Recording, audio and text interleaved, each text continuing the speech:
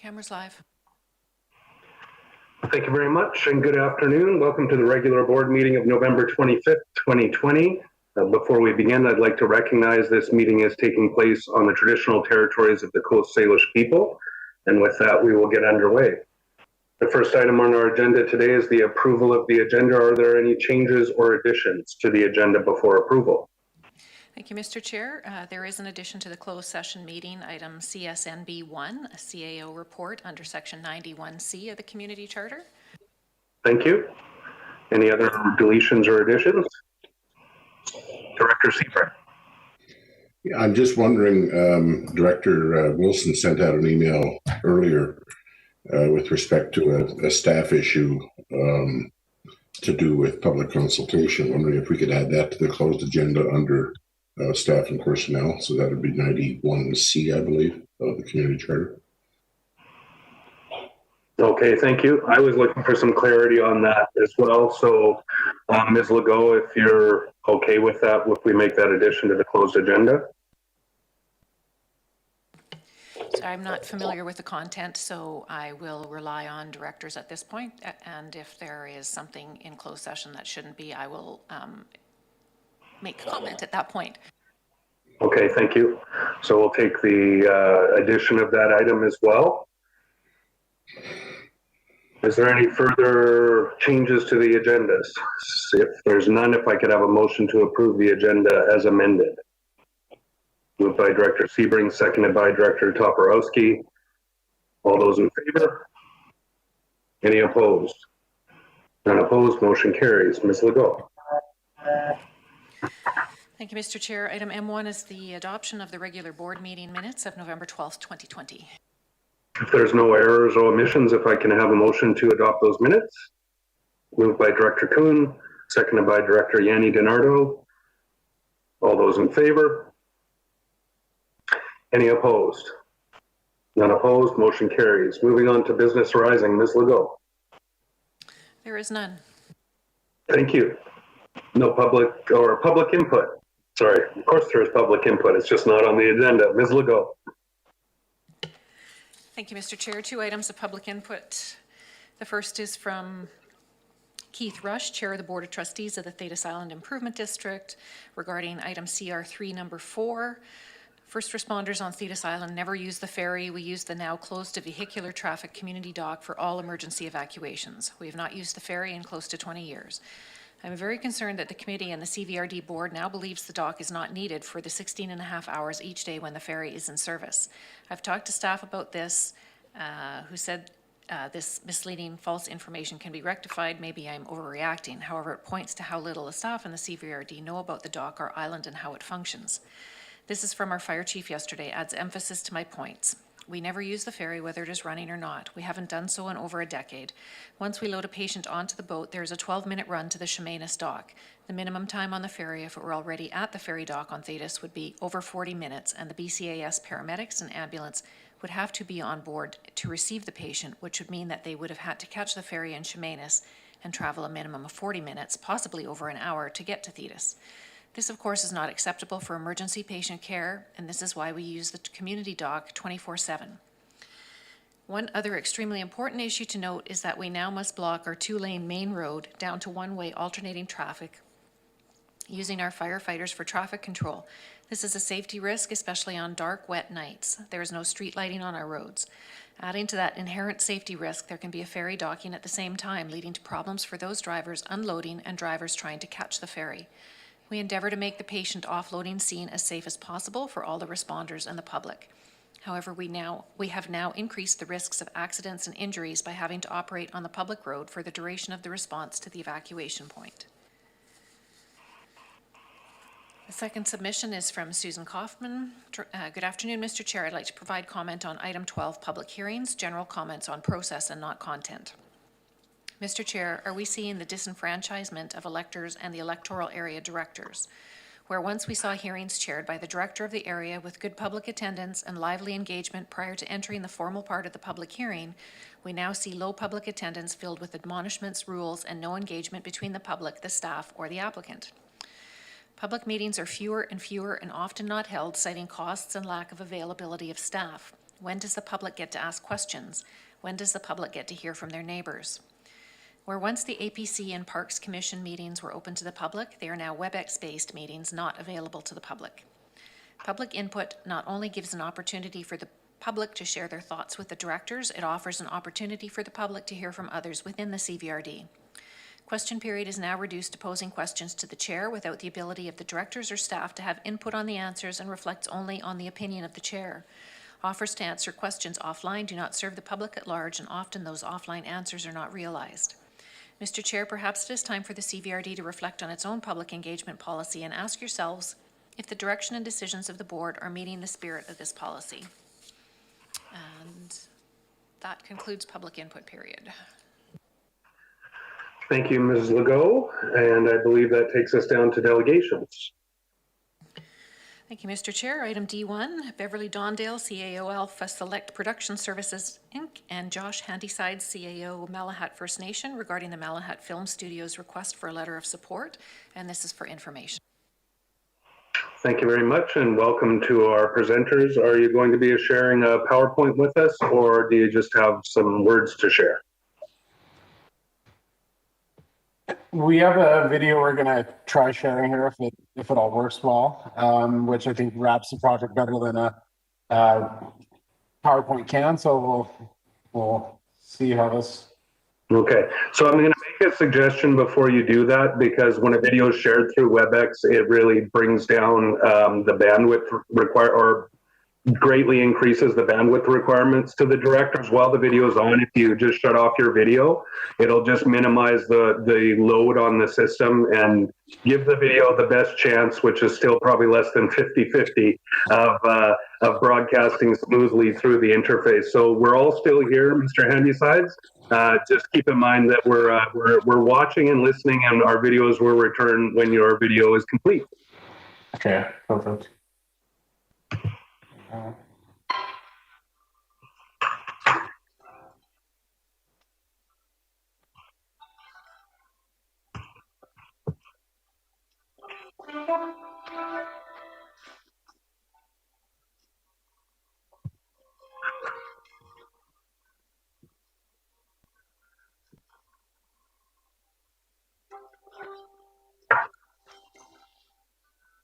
I'm not really seeing, I'm seeing it, but I'm not hearing these sounds, and it seems to be going pretty fast. Yeah, Mr. Handysides, if you're able to, are you able to increase the volume or something? We hear it in and out, but There's only music in the background, so it's oh, hang on. There's just music in the background, so you're not missing any dialogue. okay. If you look at the bottom of the screen, it describes what's being shown. Okay, if you could maybe just start it over so that we're more tuned in, that would be really appreciated. Okay. Thank you again. Perfect.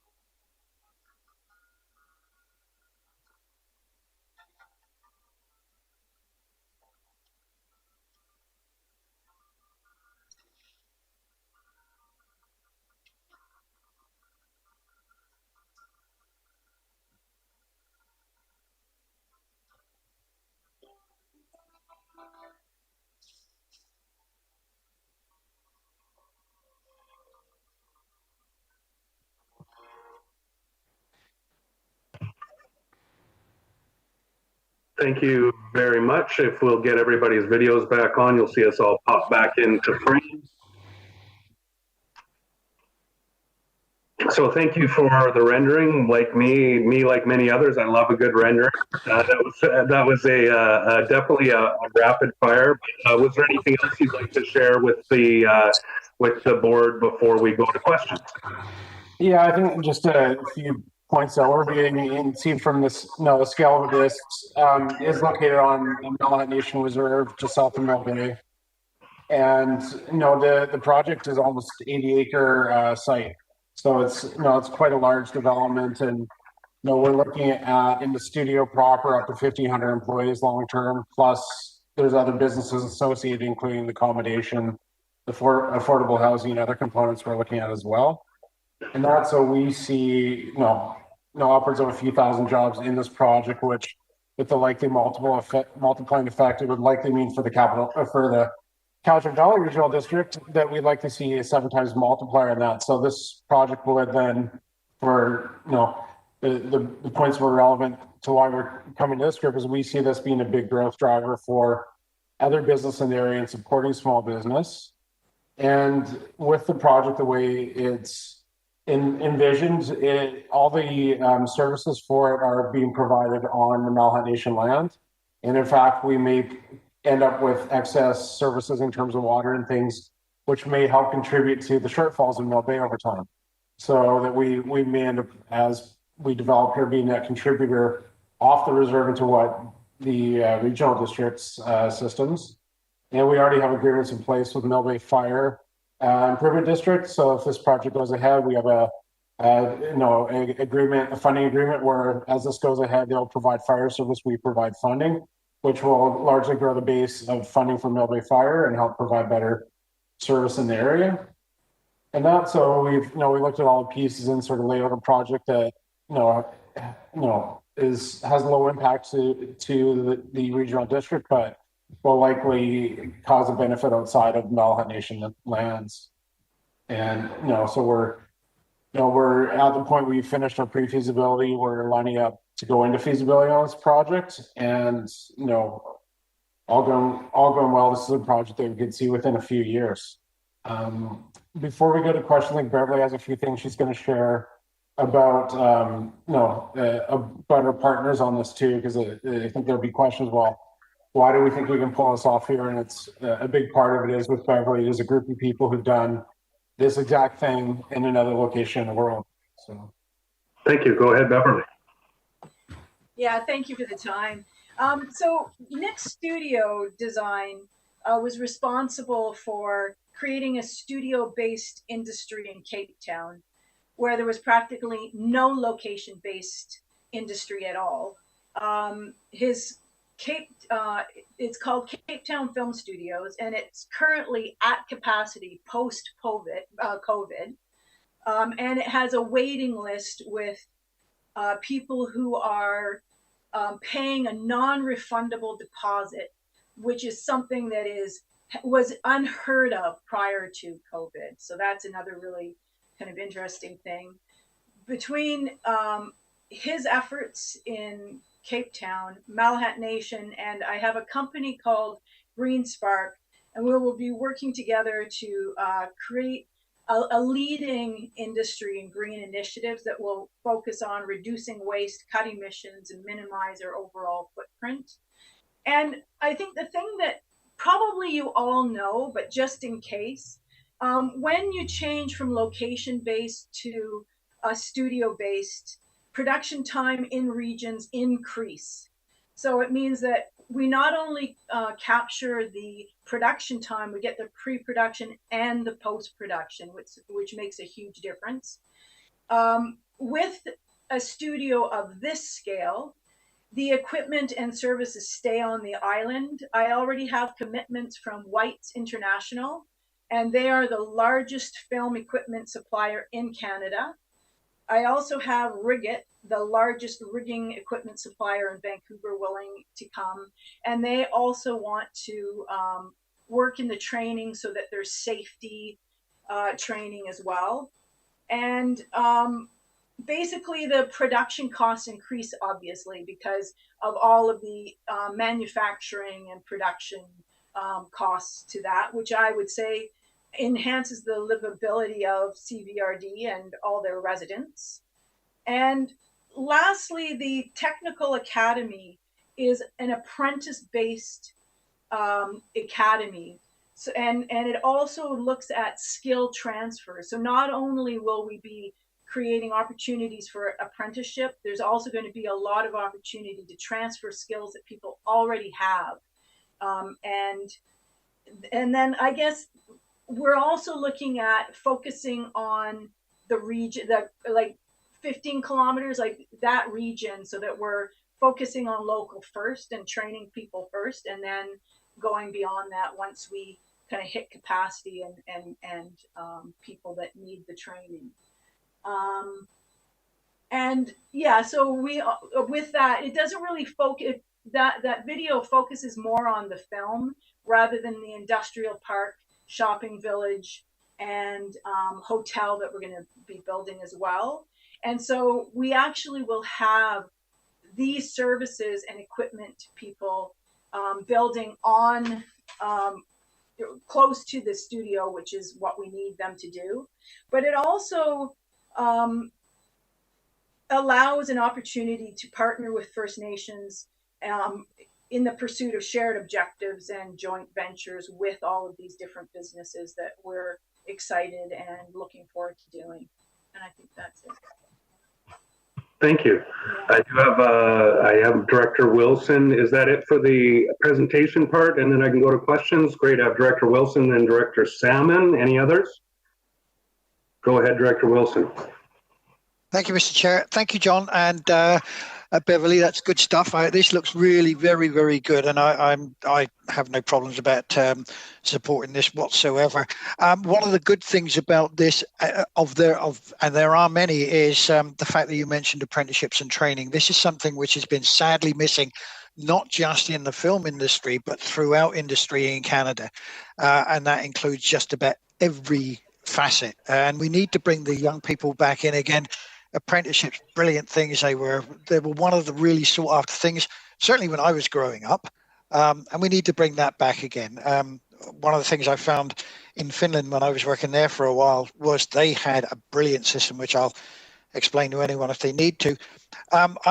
In the past year or so, I have been working with a lot of the local high-tech, or rather mainland high-tech companies who want to move to this side. But the facilities are not here. This is going to bring them in, and they're looking for cheaper places to come to. And this looks ideal. And I have been sneaking around behind Mayor Stone's back, trying to steal location sites from Ladysmith to come to Cobble Hill and film some stuff here instead of way up north there. So this might bring it a bit more easily to do. But thank you for this is great, and I'd love to see this go ahead. Thank you. And before I go to Director Salmon, I just want to let our delegates know that there is a policy at the CVRD that we do not typically make motions based on delegations, but we may entertain a referral to our Economic Development Department that would allow us to then make a recommendation for a letter of support. So just want to be clear that not endorsing a letter of support at this board meeting does not mean a lack of support, but just that we have an established process. So I'll go then to Director Salmon next, and Director Wilson, stay out of my house. And then I got Director Sebring afterward. Go ahead. Good. Thank you, Mr. Chair. Thank you, Beverly and Josh. Very exciting. Very, you should have known to expect a bold and visionary proposal from the Malham First Nation, but this is certainly one. So my question, just on when you mentioned 1,500 employees, my ears perk up, and but I also get a little bit starting. You mentioned partnerships around water and sewer. Do you have sort of a time frame, or would this be phased in? How would we? What kind of time frame is sort of around? You wouldn't go to. I assume you wouldn't go to 1,500 employees right away. No, and I think generally if we look at similar projections of what our partners did in Cape Town, really it took them within 5 years they were at full capacity, and it's we'll keep pointing back to Cape Town because it's a similar number of sound stages and things. So it took about 5 years to hit full scale, but in terms of employees coming and going, we know it's going to have to ramp up over time to not impact housing. We are including housing as part of the project. And we're also talking to different groups about a passenger ferry across the Saanich Inlet to be able to tie into transit on the Saanich Peninsula. So people south of us have an option other than getting in the car to get here. So we are considering all those other options and talking to the province and others on that. Okay, so just a quick follow-up. So can I just add to that? And the thing that makes this different than Cape Town is the timing of this. So we already know that there's 1,000 shortage of studios worldwide. Plus, post-COVID, there's content that's required. And so the reason why somebody like Nico's film studio across the world is full is because there's not enough. So our expectation is that it's going to be less than 5 years, but 5 years is a good starting point. But because of the need and also because we have Nico's access to the top people in LA who make the decisions, we're going to be able to get people sooner. It's starting small scale and working up as we build. But yeah. all right. Thank you. Follow up. So yeah. So coincidentally, we do happen to have 1,500 already zoned lots in Mill Bay, Malham Area A. So. Not to say that they'd all be ready to be serviced right away, but I just want to say that. So yeah, I think our biggest employer right now is Brentwood College at about 500 employees. So this would be a real game changer if it went ahead. So thank you. Thank you. Director Sebring next, and if I've missed anyone, please raise your hand. Go ahead, Director Sebring. Thank you, Mr. Chair. I'm turning my video off because I've got bandwidth issues again today. I'm not sure why. Just a question, and it goes to your process piece earlier about we don't generally pass motions based on delegations, and I'm good with that. That's good policy. Is there a deadline in terms of when would you need this letter of support by at the latest? And just so we can get a handle here on the sort of paper flow and the process flow to get this done. I'll answer that. Basically, as soon as I can. I've got all of the other letters and pieces. It's kind of the final component for my investors. But again, there is process, and I totally understand that. But for me, it's as soon as possible, within reason. Yeah. So bottom line is, if it didn't show up till January, it wouldn't be a deal breaker. It's not like you're applying for a grant that has a drop dead deadline where the paperwork has to be in. There is potentially one grant we're looking at that's available to the nation, but we have to have a preliminary sort of placeholder in place December 4th, but we have until January 30th to put the full package in. So there is one bit of federal grant open to First Nations that we will be applying for. But we've been doing rounds that we've everywhere, sort of south of Nanaimo, business community, local government, chambers of commerce, members of parliament, and members of the legislative assembly, and just trying to build broad support because we think this can be a driver of growth for the whole South Island. So that's awesome. Thank you very much. Thank you. I have Director Marsh next, and no one else after that. But I see more hands go up, so I will go to Director Marsh, then McGonigal, then back to Director Wilson. Thank you, Chair Stone, and thank you very much, Josh and Beverly. It's really, really exciting to see and imagine what you're going to do, and I I imagine the board is going to need to ask its staff for a report on this too before they make a decision. So it would be interesting for me if you could provide us, not right this minute necessarily, but with you said it was a very green development and low emissions and stuff. And if you could provide us that kind of information, I would find that really helpful. I actually have some letters that I can send to you that will show Great. what we're doing. So Great. I have a little package that I can email if people will allow me to do that. I don't know where I can send it to, but I have something already set up. So. Thank you. Yeah, I would suggest that I believe a referral to our Economic Development Department will come. So once that happens, I think we can collate any information through to the board through Economic Development. Thank you. Did you have a follow-up, Director Marsh? Thank you, Chair Stone, for your thoughtfulness.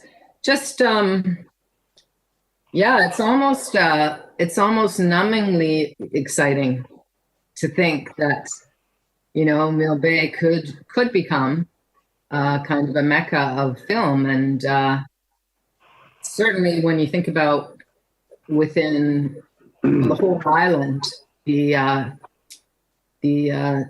viewscapes and the little towns that people could access, it kind of gives one shivers. But anyway, I do very much appreciate the presentation and yeah, look forward to seeing how it turns out. Thank you. Director McGonigal. Thank you, Chair. First of all, looking at all the participants, I think the award for best lighting would go to Miss Dawn Dale. But aside from that, an exciting and bold venture not only for the Malahat First Nation, but for the regional district as a whole. Piggyback. Kim's got some sound effects going there.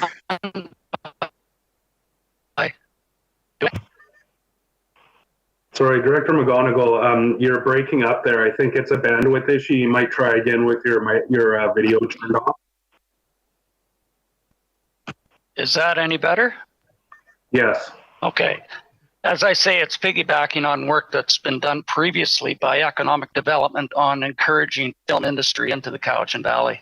So I would most certainly wish to refer this to the Economic Development Department for further input and report back to the board on this. Thank you. And I believe that when I come back to Director Wilson, but I've got a couple, did I miss any other hands? I have Director Yanni DiNardo. Anyone else? Okay, I've got Director Yanni DiNardo, then myself, and then I'll go to Director Wilson to close. Go ahead, Director Yanni DiNardo. Thank you, Mr. Chair. My one concern will be in Mill Bay. Water is a huge issue currently. Even what has been approved, there's a lot of water issues. So that is just one thing that I'm thinking of with this project. Thank you. Thank you. And it stands to recognize that the land use pieces are sort of intrinsically tied with this kind of development, especially at that scale. But yeah, that is always a good point. And I appreciate that this was brought up as part of your presentation, that you recognize that as well. Yeah. Excuse me, Director Stone, if I may, I think you missed that Michelle Staples had her hand up. Okay, I was just going to go again before I return Director Staples, and then I'll go, and then Director Wilson. Thank you. Can you hear me okay? My sound working this time? Good. Yeah, thanks so much for your presentation. I actually used to work for Film Cowichan years ago and worked at the film studio that was in Maple Bay. And I think that there's one of those things where, different things happen in different iterations in communities. And I'm really excited to see where you take this. It's extraordinarily comprehensive, what you're presenting. And it's going to be huge for not just our community, but for the island and the industry as well. So thank you for this. I look forward to seeing seeing it as it unfolds. Thank you for that. And my comments are probably similar to those you've already heard, but in the last couple of years, we've had some experience with film in Ladysmith, both with the Sonic movie and then with a series that should be coming out in the spring called Resident Alien. And one of the refrains I do hear from film folks on Vancouver Island is their wish for the studio spaces so they can actually do their interiors and things like that. The storage of equipment was another one. We have Pamela Anderson in our community, and she'd actually considered building a humidity-controlled, appropriate storage, secure storage facility for film gear, just because, just a basic TV show, 1 week of filming costs them about $100,000 just to transit all of the materials back and forth. So definitely a great opportunity for the island, and I think that we're very appreciative of your presentation. I will go to Director Wilson, I believe, for a motion and final comment. But thank you again for your presentation, and you will get, just hold on after Mr. Wilson's last comments, you'll get your virtual clap. So go ahead, Director Wilson. Thank you, Mr. Chair. Beverly, I'm just preparing an email to the email address that I've got here on the application, bdondell@alphaselect.ca. That's the correct one. I would like to be kept in the loop on this one because it's very good. So anything that you've got, you'll have my contact details, and you'll probably get the contact details of the others. But if you are talking with ECDev or communicate, if possible at all, anything, other information that would be great. And as far as a motion is concerned, I would move that the request for a letter of support to be presented to the next regional board committee as appropriate. Would that be okay? How's that? I would just say that the matter of a request for a letter of support be referred to the Economic Development Division for a report back to the board. Good stuff. And I promise to stay out of Ladysmith sneaking around trying to steal your stuff there. Dr. Bonnie Henry apparently still letting you visit our community. Do we have a seconder for the motion? Director Marsh. Ms. Legault, are you clear on the motion that this matter be referred to the Economic Development Division for review and report back to the board? Yes, I am. Thank you. So any discussion on the motion?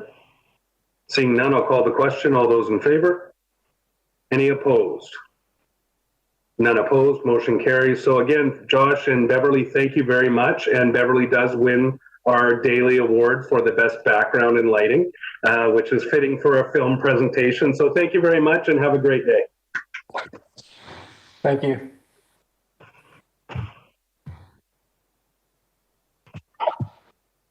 All right, Ms. Legault.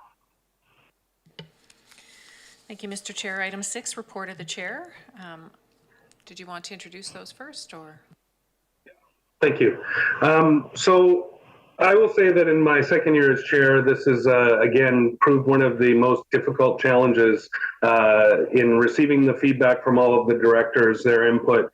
And it's a real wide and varied and diverse different perspectives from different members of the board. I heard a lot of common themes around a desire for a more collaborative way of working together. And through that, I still hear there's different pain points for different individuals on the board. As we move forward together, I hope that we can have a combination of sort of change and some consistency. And I just thank everyone for the feedback. Of course, with that, though, means that with diverse opinions means an inability to accommodate everyone's perspectives and desires. And I think that I am working with Director Salmon and hearing from everyone else during the last week and a bit. I believe that I put forward the most balanced recommendations or appointments that I can, rather.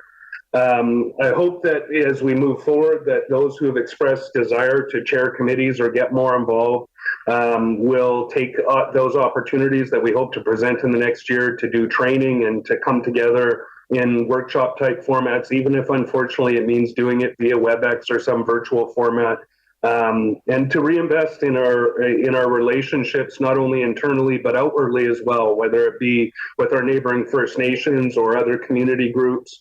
It's a difficult time, but I think as we get more I guess, resigned to the fact that this virtual way will be the way for a while, that we all take the opportunity to reach out to our communities and try and re-engage not only each other and our local First Nations, but with our community groups as well. So on that front, I will just make the appointments to the standing committees. All directors are members of the Community Services Standing Committee, and I have appointed Director Nicholson as chairperson and Director Smith as vice chairperson. In terms of the Corporate Services Committee, all directors are members of the committee, and Directors McGonigal as chairperson and Director Wilson as vice chairperson. In terms of the Electoral Area Services Committees, all electoral area directors are members, the 9 directors, and Director Yanni DiNardo as chairperson and Director Acton as vice chairperson. The Regional Services Committee, all members of the board are members of the committee, and Director Salmon as chairperson and Director Toporowski as vice chairperson. Moving on to the next appointments, RC2. I'm sorry, I'm just going to bring that up here. The following appointments are, just waiting for it to load. AVICC Solid Waste Special Committee Director Yanni DiNardo, Cowichan Lake Community Forest Cooperative Director Morrison, Cowichan Watershed Board Directors Yanni DiNardo and Nicholson, and myself as co-chair. The Island Coastal Economic Trust, CSI RAC, Director Morrison, who's also acting as vice chair on the board, just elected just a couple of weeks ago. Island Corridor Foundation Member Representative Director Salmon, Island Health Director Stone, Municipal Finance Authority Director Wilson, with alternate being Director Kuhn, Municipal Insurance Association Director Smith, alternate Director Sebring, our Cowichan Communities Health Network, Director Smith, Director Toporowski, and Director Acton. Treaty Advisory Representatives, Director Marsh, Director Morrison, and Director Salmon. Vancouver Island Regional Library Board appointments were made last week. That was Director Wilson with alternate as Director Smith. Moving on to RC3, Select Committee appointments. Those appointments are as follow. This is the Director Training, Compensation, Benefits, and Code of Conduct Select Committee. It's a short acronym, DTCBCCSC. But I think that there's actually more work we can do through this committee. One of the things I heard in listening to the feedback from others was a desire to learn more about chairing and building capacity within the directors, and I feel that fits obviously within this committee. And we also have conversations recently about code of conduct and other issues that can be fleshed out by this committee. And as always, the directors committee was always open to all directors to attend those meetings. It was just these 7 members that are the core members of the committee as tasked.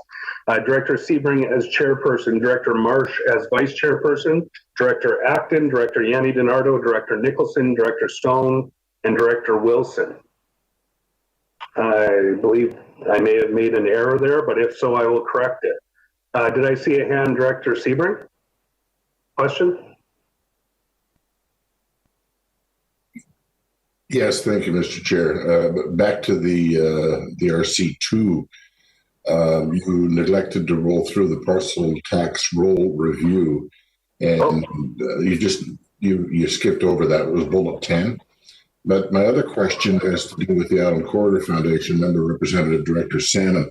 I have no objection to that. I'm just trying to clarify. I thought we had Kent was still sort of the appointee from this board, or is that a separate piece? I'm trying to figure out how that works. He's represented on the board by the board. He's no longer our member representative. He's actually a member of the board. But who appoints him? I thought he was there at our behest.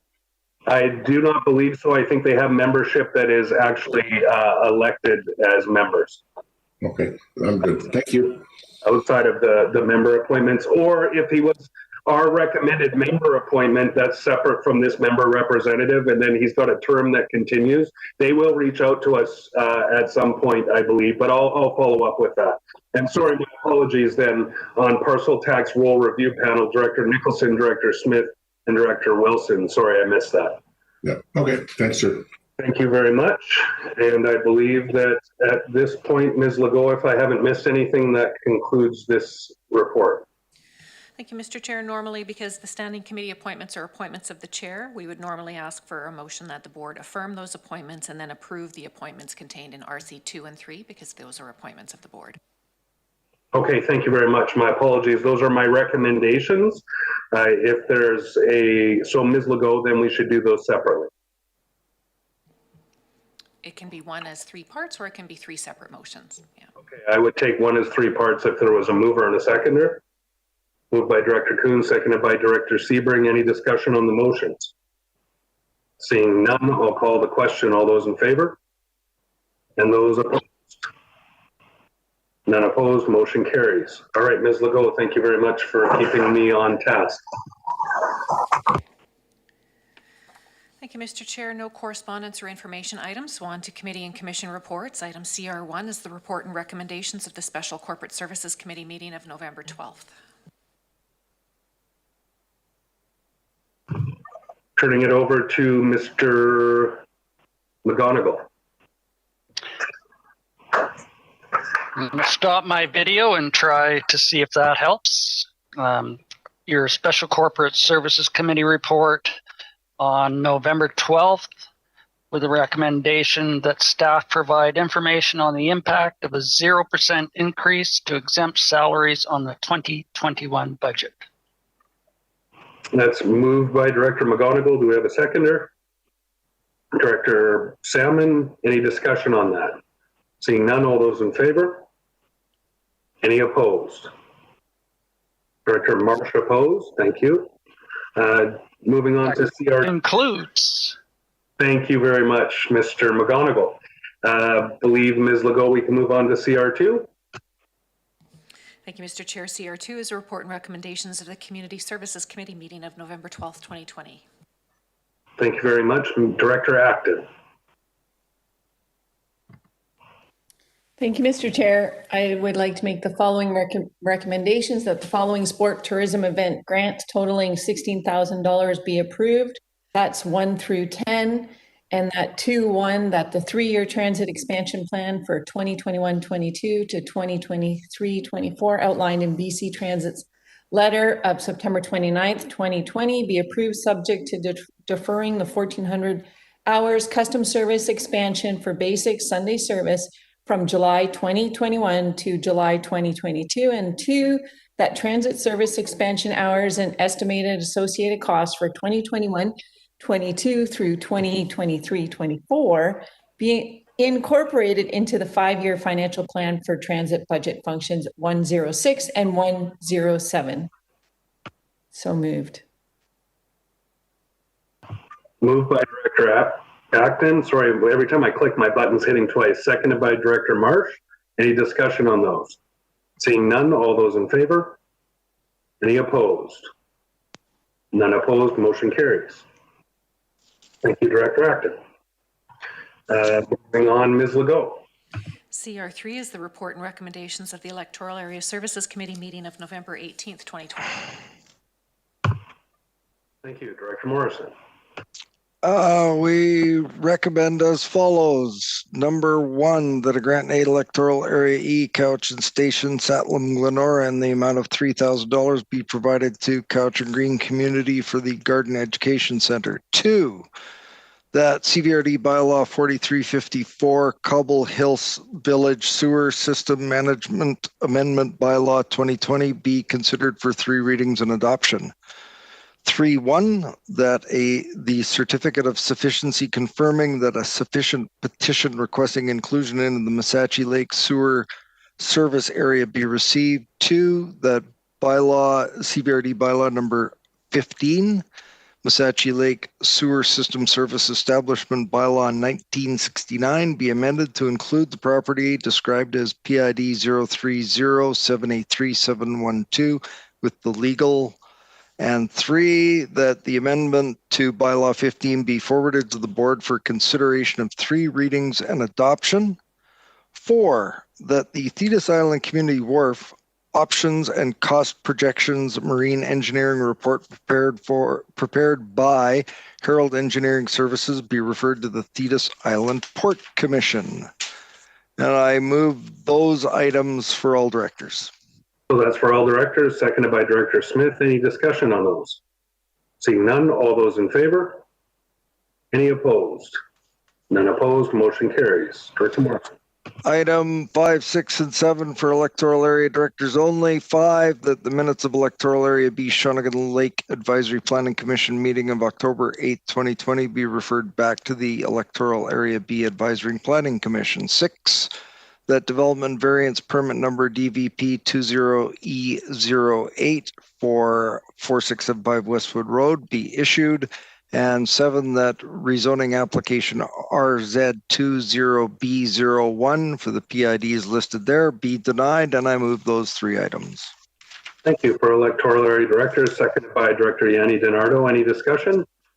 Seeing none, electoral directors only. All those in favor? And opposed? That concludes my report. Thank you very much. Ms. Legault. Thank you, Mr. Chair. On to director's reports. Item DR1 is a verbal report from Director Wilson regarding fireworks. And the proposed resolution is that staff investigate options to update CVRD bylaw number 39, fireworks sale and discharge regulation bylaw, to mitigate negative impacts to residents, livestock, and pets. Thank you. Through to Director Wilson. Thank you, Mr. Chair. I'd like to move that, but before that or after that, I just have a very quick a few words on that, if possible. Thank you. I'll let you move it, and I believe seconded by Director Yanni DiNardo. And go ahead, Director Wilson. Thank you very much. And there, as we know, there has been a lot of feedback on this subject, and it's something which I'm glad has been brought forward, and I'm glad we're doing something about it. I did speak with Director Toporowski earlier on about the main source of these fireworks and whether it would be possible for us to perhaps approach the manufacturers to maybe try and dim down the amount of explosive force that is it, or maybe even try and manufacture some with the silent. You still get the nice sparkles and everything else, but without the big bangs. And it's something that I would I'm going to be exploring further with Director Toporowski and see if we can do something about it on a personal level. But thank you to everyone for bringing this forward, and I hope we can come to some form of resolution or some form of agreement where we can lessen the impact on everybody, humans and animals. Thank you. It's been moved and seconded. I believe to speak to it, I have Director Yanni DiNardo and Director Salmon. Thank you, Mr. Chair. I just want to make a comment as well. This is not the first time this has been to the board. This has been years in the making, and we did really well for quite a few years. And we worked together with Cowichan Tribes, which was very beneficial. They were having the same issues. And so it would be good to still work with Cowichan Tribes, because it was the two of us, it was us together that we really wanted. It was Regional District and Cowichan Tribes that found this issue of fireworks to be extremely detrimental. And it's not just the domestic animals, it's wild animals, and researching even more the health effects of the stuff that comes from fireworks and what they contain. So this is, it was under control and it has gotten out of control. So it would be great to be looking back at this again after hearing from the community and all the complaints. Thank you. Thank you. I think I have Director Salmon next, then Director Staples. Did I see your hand there? No, sorry. I'm a little sensitive because I know you got missed earlier. Director Sebring and Director Smith. Did I miss anyone else? Nope. Okay, Director Sebring.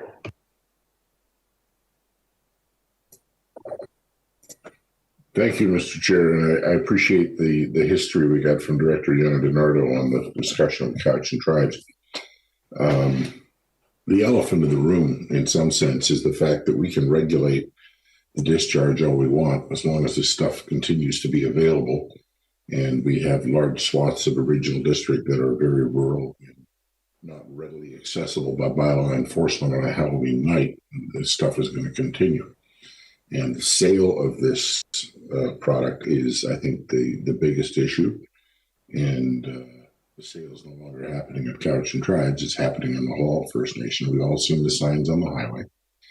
And, short of finding a way to compensate them for the lack of revenue, and I'm not suggesting we do that, I really wonder at the end of the day how much difference tightening up our regulations is going to make. And I'm not optimistic that this is going to get us the intended results that we all want. And I'm not sure what to do about it. as long as this stuff is available. And, you know, and if it's not halal, it'll be somebody else. I mean, you know, there's money to be made selling this stuff, and nature abhors a vacuum. And if one person stops selling it, somebody else will. That's the reality. Unless you make the sale illegal, and we have no jurisdiction to do that on First Nations land. I almost wonder whether this needs to be bumped to a higher level to say, you know what, we don't condone the sale of fireworks in BC and do that provincially somehow. I don't know, because I get the feeling that at the end of the day, we're going to be chasing our tails on this one, because the sales will continue irrespective. And I don't know what to do about that. Thank you. Thank you. I would only remark that I think that's what may came back as options in the staff report, that there are some challenges, and regardless of any of them, I can go online right now and order a big cloud of boomers, no matter where you live in the province. So you're never getting rid of sales, right? So I think the resolution asks for what are those options, and it may be that it's more of an advocacy role.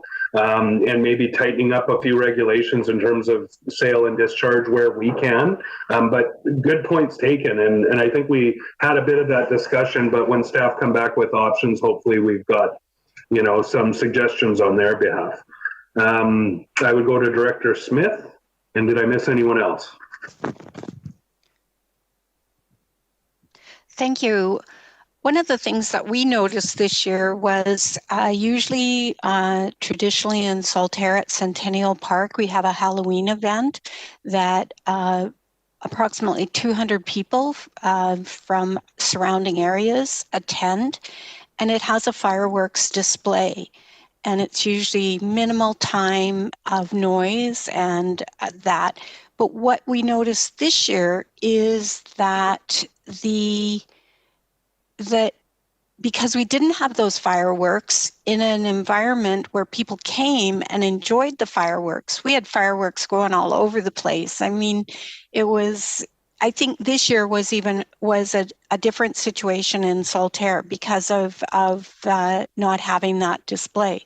So maybe if the display is in a specific area in a controlled time and space, we may see less people out there purchasing them. Also, I've seen some amazing sort of virtual displays. And if there's a way that we can do virtual displays, maybe that's a way that we can encourage people to not participate in the use of the actual live fireworks. Thank you. Yeah, I know in the original debate, there was some conversations, even in community, where families would get together and do fireworks together. They did fireworks separately because they couldn't gather this year, or they shouldn't because of COVID. So in addition to those community ones, there's the smaller family gatherings. There's a common one out in Cassidy where a bunch of families go that didn't happen this year. And then so some of them do, do that at home. So yeah, good points as well. I have Director Marsh, I think, and then Director Salmon to close, hopefully. And again, this will lead to a report where we can have a more fulsome debate once the report from staff comes back. But I'll go to Director Marsh and then hopefully Director Salmon to close. Well, I'd just like to thank Director Wilson for bringing it forward and for including Director Toporowski. I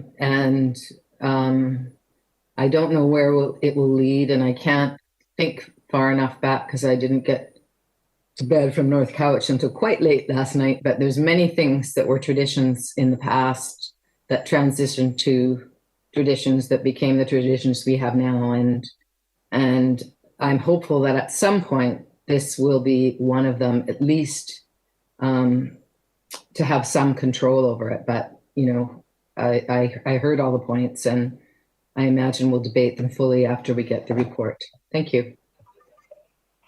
Thank you. Director Salmon to close. Thank you. So I'm also happy to see this. And I just point out, as far as the enforcement thing, I mean, we have Brentwood College does a big annual display at the regatta every year, barring COVID, but they come for a permit to the CVRD every year. And I know there's been issues, and we've been discussing, are there quieter or are there silent fireworks, et cetera. So I think this report will really help encourage at least some of the ones that come for a permit, at least, so we'll have some better guidance. So thank you. Thank you, Director Marsh, and then I'll call the question. Okay, I just wanted to point out, and I hope the staff will include it in the report. It's not just the night of the fireworks, but it's all the garbage that can be left behind, you know, and the chemicals and all that kind of stuff. So I'd like to know more about that, and I hope that'll be included. Thank you. Thank you. I think they make Director Yanni DiNardo go ahead, and then I'll call the question. I am sorry, but Director Salmon did remind me, and I know everyone heard my spiel when Brentwood came forward for their fireworks. Brentwood's fireworks are in the spring, and at that time we have all the birds nesting, and so you know, there's a lot of different issues and more of an opportunity to have the silent fireworks. But anyway, I just wanted to get my plug in on that one. Thank you. And I think that especially with our big community groups, hopefully we can engage them directly and see if we can encourage them to set an example for better practices. And Director Smith also mentioned the other, like there's those laser light shows that frankly are just as cool as a fireworks display, and other than the music that plays as accompaniment, don't cause any kind of disturbance in that way. But anyway, I had to do it too. I'm going to call the question. All those in favor? Any opposed? None opposed. Motion passes unanimously. Ms. Legault, moving on to, DR2. Ms. Legault. Thank you, Mr. Chair. DR2, verbal report from Director Toporowski regarding First Nations cultural training opportunities for directors for discussion. Thank you. I'll put it over to Director Toporowski.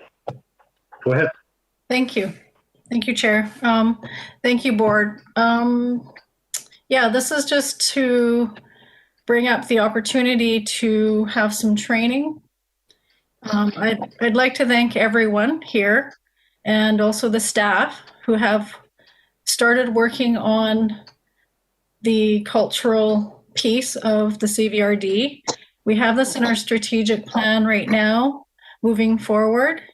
And, you know, I did talk to Aaron Stone before this, the chair, to speak about this a little bit more, about how can we start moving forward in a good way in our community, and also have the CVRD directors on board moving forward. And as I said, each and every one of us here have done work in some way, in some form in our community.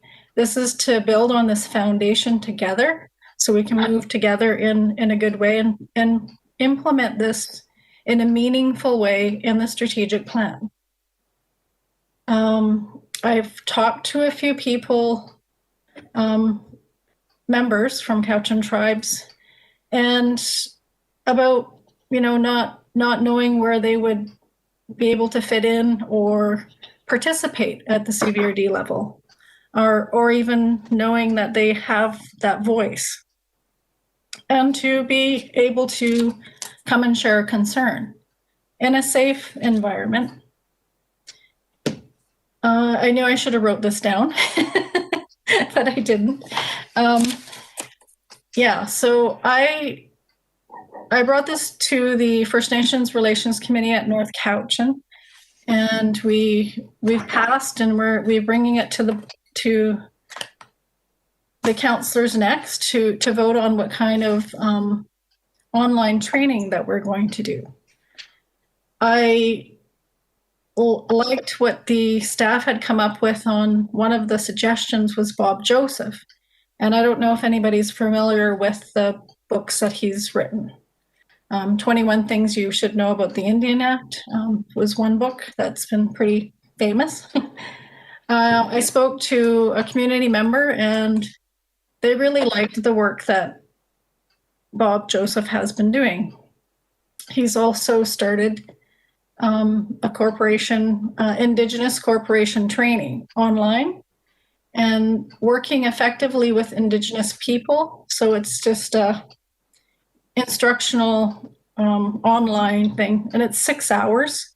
I really like the agenda that was presented here with welcoming and the history of the background, pre-contact, contact history, post-contact, and recently where we are today. And this is more towards political. So, oh, I'm just saying something's popping up on my screen right now. Sorry, you just cut out for 1 second, but it caught up, so we didn't lose you. Go ahead. Okay, yeah, that something popped up and said that I was in, I don't know, probably from yesterday. I don't know. It said something about being in changing my camera or something. But yeah, so this is for political bodies and moving forward. And I think it's something that we could do right now, because in January, I remember talking to the chair about getting together, and I worked with, I phoned the mayor, Al, and asked him to move forward in having a community luncheon. And we were planning this big luncheon at the CM Lalem Gym and inviting all of the political bodies in town's school board, and having 4 elders come and speak to us. And it's just basic protocol. I did invite one elder that I find his sense of humor very warming to soften the work that we would do. And I think, just wanted to put that to the table to see if we would look at this online thing. I talked to Brian about funding, and there is opportunity there for us. Thank you. Thank you. And I'll go to the speakers list in a moment. And this was kind of put forward as sort of a notice of motion. So Director Toporowski and I can hear the feedback and bring something back to the next board meeting that might formalize some of these suggestions. So I think it's an open discussion. Right now I have Director Sebring, Marsh, any others at this time? I'll keep trying to watch. Go ahead, Director Sebring. Thank you very much, Mr. Chair. You know, this, Director Toporowski is right. We've had quite a discussion about this at North Cowichan. The luncheon that she talks about was, of course, COVID. If I can turn that into a verb, it just didn't happen.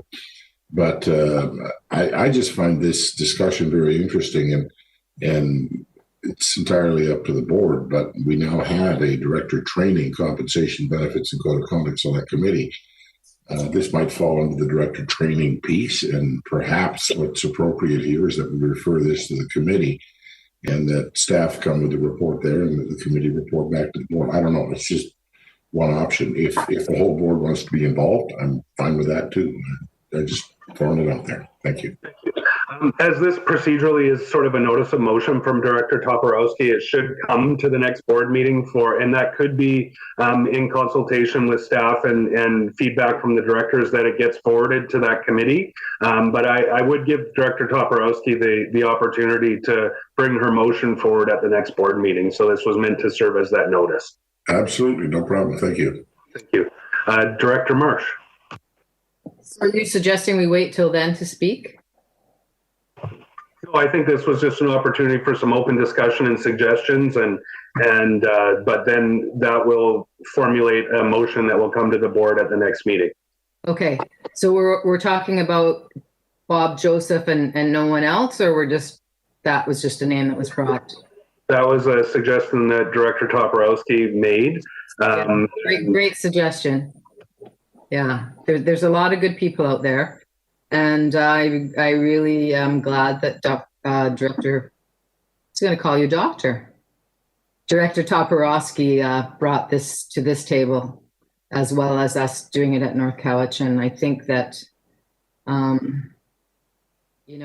meaningful reconciliation requires us to kind of know the meaning behind a lot of things that we really don't. And someone such as Bob Joseph, or there's Jessie Hempel in Nanaimo, who's also she's a planner. I think there's probably a dozen or so people that we could consider. So thank you. I look forward to the report. Thank you.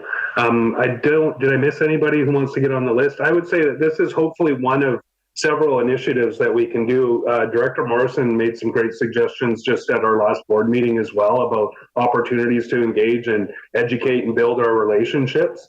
So I think there's a lot that we can do here over time. But as Director Toporowski brought this forward, I just gave her the opportunity to start that ball rolling. I believe I saw a hand and I may have missed it. Director Nicholson and then Director Staples. Thanks. I just wanted to say that I've had the opportunity for the last few years, not now, but of course, but to take language/cultural class once a week with Nina. I think Social Planning Couch and maybe has organized it. And it's been absolutely great. I really miss it. And I think more of this is, it's not just really interesting, but it's really useful, I think, for working in the community. And so I really would think it would be great if we could expand the opportunities for doing that. Thank you. Director Staples, you're next. There's another program too. I was just trying to find the link to it, but I'll forward it. There's a free university program that's being offered as well right now. So I will forward that link on for part of the discussion for the next board meeting. Thank you. That was the University of Alberta program, I believe, that is sponsoring that, and it is free. They started it as a COVID thing, and it was a great thing, or I guess I heard about it. Here's something good you can do during COVID lockdown, which I would contend is probably still a reality that we face. But yeah, that's a great program as well. I have signed up for it. Admittedly, I started strong and faded, much like many of my high school courses, but it's definitely worth the investment. Have I missed anyone? So this is a notice of motion. So I would suggest that if you have any suggestions, feel free to share them with the board or Director Toporowski. We'll communicate with staff and come back with a more full formed resolution for the next board meeting. And hopefully we can start resuming our journey on that path. All right, so Ms. Legault, I believe we're ready to move on. Thank you, Mr. Chair. On to staff reports. SR1, staff report from Legislative Services Division regarding the Saltair Water System Service Loan Authorization Alternative Approval Process. And the recommendation for consideration is 1, that elector approval for CVRD bylaw 4328 Saltair Water System Service Loan Authorization Water System Upgrades $3.7 million bylaw 2020 be obtained through an alternative approval process. 2, that the deadline for receiving elector responses to the AAP for CVRD bylaw 4328 be set at 4:30 p.m. Wednesday, February 10th, 2021. That elector response form be established as presented in attachment B of the staff report to the November 25th, 2020 board meeting. And 4, that the total number of electors of the area to which the AAP applies, the Saltair Water System Service Area, be determined to be 1,465 with the 10% threshold equals 146. Thank you. Director Smith, are you moving that? Thank you. Do I have a seconder? Director Wilson, any discussion? Seeing none, I will, Director McGonigal. Thank you, Chair. I can certainly sympathize with Director Smith on the process of going forward with your updates to your water system. It's unfortunate that we have to gauge public support for a mandated improvement in the water system. Unfortunately, that's the process we must adhere to, and I'm hoping you the best of luck. Thank you. Any further discussion? I'll take the thumbs up from Director Smith as thank you very much, Director McGonigal, and we'll call the question. All those in favor? Any opposed? None opposed, motion carries. Moving on, Ms. Legault. Thank you, Mr. Chair. Item PH1, public hearing minutes regarding CVRD bylaw 4281. The recommendation is that public hearing minutes and exhibits regarding CVRD bylaw 4281, electoral area E, Cowichan Station, Satlam, Glenora zoning amendment bylaw, C5 zone 4450, Trans-Canada Highway 2019 be received. Thank you. Do I have a mover and a seconder? Sorry, did I miss a hand there? Moved by Director Yanni DiNardo, seconded by Director Nicholson. Any discussion? Seeing none, all those in favor? Any opposed? None opposed, motion carries. Ms. Legault. Thank you. Item PH2, public hearing minutes and exhibit CVRD bylaw 4291. And the proposed recommendation is that public hearing minutes and exhibits regarding CVRD bylaw 4291, electoral areas A and C, South Cowichan zoning amendment bylaw 3741, Holland Avenue, 2019, and CVRD bylaw 4292, electoral areas A and C, South Cowichan zoning amendment bylaw. Sorry, there's a typo in the recommendation here. It should be 4291 electoral area C official community plan amendment bylaw and 4292 zoning amendment bylaw 3741 Holland Avenue, and it's for receipt of the minutes and exhibits.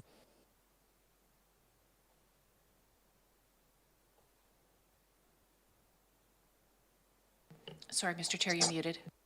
Oh, sorry, just for clarity, it was just a correction that the first part should have been OCP bylaw, second part was zoning. Okay, do we have a mover and a seconder? Moved by Director Acton, seconded by Director Wilson. Any discussion on that? Seeing none, all those in favor? Any opposed? None opposed? Motion carries. Ms. Legault. Thank you, Mr. Chair. On to bylaws. Item B1, CVRD bylaw 4356, Sentinel Ridge Sewer System Service Amendment Boundary Extension bylaw 2020 for first, second, and third readings. Thank you. Moved by Director Wilson, seconded by Director Acton. Any discussion? Seeing none, all those in favor? Any opposed? None opposed, motion carries. Ms. Legault. Thank you, Mr. Chair. B2, CVRD bylaw 4357, Cary Village Water System Service Amendment Boundary Extension bylaw 2020 for first, second, and third readings. Moved by Director Salmon, seconded by Director Acton. Any discussion? Seeing none, all those in favor? Any opposed? None opposed, motion carries. Ms. Legault. Thank you, Mr. Chair. Bylaws for electoral area directors, BEA 1, CVRD bylaw 4281, electoral area E, Cowichan Station, Satlam Glenora zoning amendment bylaw, C5 zone 4450 Trans-Canada Highway 2019 for third reading. Thank you. Moved by Director Wilson, seconded by Director Yanni DiNardo. Electoral directors only. Is there any discussion? Seeing none, all those in favor? Any opposed? None opposed, motion carries. Ms. Legault. BEA 2, CVRD bylaw 4291, electoral area C, official community plan amendment bylaw 3741 Holland Avenue 2019 for third reading. Moved by Director Wilson, seconded by Director Yanni DiNardo. I must clean my touchpad, it's double clicking. Any discussion? Seeing none, all those in favor? Any opposed? None opposed, motion carries. Ms. Legault. Item BEA 3, CVRD bylaw 4292, electoral areas A and C, South Cowichan zoning amendment bylaw 3741 Holland Avenue 2019 for third reading. Thank you. Moved by Director Wilson, seconded by Director Acton. Any discussion? Electoral area directors only. All those in favor? Any opposed? None opposed, motion carries.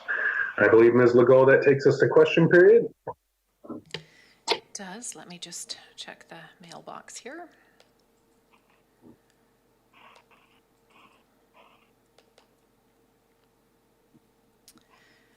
This submission is from Cliff Evans, and it's he asks why, over the years, I've seen public input to hearings deteriorate to just about nothing. In the past, when a rezoning with considerable public interest came up, public meetings were sometimes held before the hearing. The CVRD staff explained to the public what was being presented and why. The developer had a chance to present his plan to the public had a chance to present comments and ask questions of the staff and developer. At the hearing, usually the three nearest directors of the area that the hearing was taking place in were the ones that controlled the hearing, and the director of the area was the chair. The public wants to hear from their directors, not from a director from the other end of the regional district. Again, the hearings had an introduction by the staff, and the developer gave a brief overview of his plan. Then the public had a chance to ask questions of the directors backed up by the staff and the developer. After questions were answered, the question period was closed and the comment period of the hearing was opened with no more questions allowed. Lately, the hearings have been abbreviated and sometimes waived, even in cases where there was high public interest. Let's hope that this board will allow more public input to any future hearings and to allow director from other areas to chair the hearing. And again, the question was why? Well, I can provide a broad answer because I've seen that change in many communities where things like the Q&As and stuff like that are no longer considered best practices because they kind of jam a consultative into a legally legislative required portion of public hearings. But I would suggest that if I could go with land use staff and provide a more fulsome response. I think in COVID times, it's also very difficult to engage the ways that we would like. But some of those specific questions, the why, I believe is that in a pursuit of best practices and better practices, and I can follow up with staff on some of the particulars. There are no further submissions for question period.